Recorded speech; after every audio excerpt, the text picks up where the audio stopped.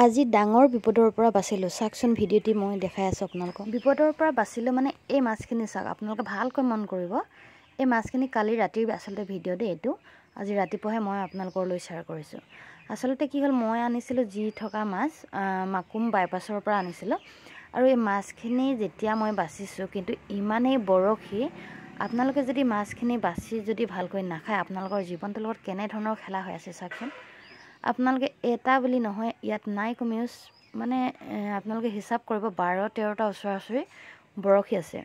আৰু সৰু সুৰা বৰশীও নহয়, ইমান এটা ডাঙৰ বৰশী। আৰু সাৱধান যে আমি সঁচাকৈ হ'ব লাগে। মানে এইখিনি লাষ্টত মই মাথাখিনি একেবাৰে কাটি ছাইডে কৰি দিলোঁ।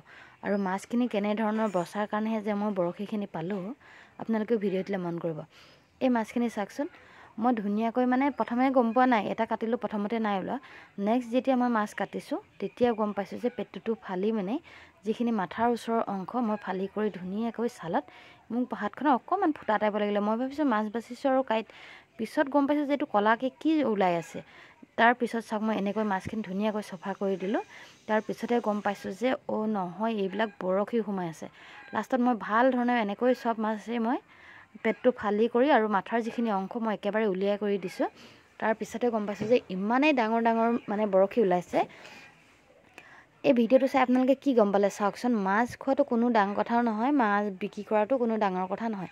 কিন্তু আমি মাছ যেতিয়া কিনি কৰি আৰু কেতিয়াবা আমি পুৰিও খাওঁ বা এনেকৈ পিটিকা কৰিও খাওঁ, তেনেধৰণৰ যদি এই বৰশীখিনি যদি হাতত বাৰু মুখত যদি সোমাবলগীয়া হ'লহেঁতেন, কেনেধৰণৰ কাম কৰিছে চাওকচোন। তেখেতলোকে কেনেধৰণৰ মাছ ধৰিছে নাজানো। আৰু বৰশীৰ লগত একেবাৰে ৰছী লাগি আছে, মানে ৰছীকেইডাল কাটিহে এনেকৈ মাছটো এৰি কৰি দিছে।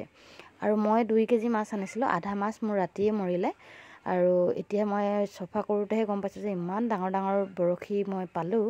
আজি মানে বিপদৰ পৰা বাচিলোঁ বুলি ক'ব লাগিব।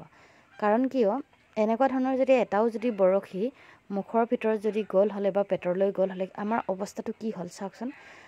এনেকুৱা জীৱনৰ লগত কিয় খেলিব লাগে? এনেকুৱা খেল কেতিয়াও মানুহৰ লগত খেলিব নালাগে।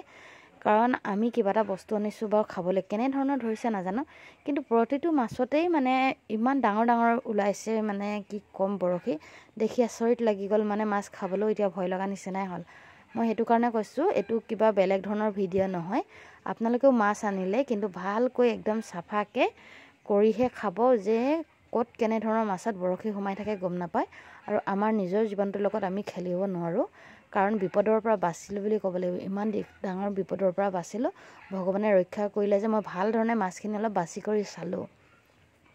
ইমান ডাঙৰ ডাঙৰ যদি মানে মই ভাবি আচৰিত খাইছোঁ। কাৰণ মোৰ ঘৰতো সৰু ল'ৰা ছোৱালী আছে। কেতিয়াবা কি কৰোঁ, আমি মাছটো ফ্ৰাই কৰিয়ে একদম যদি মাথাটো ভালকৈ চফা নকৰোঁ, আমি দি দিওঁ।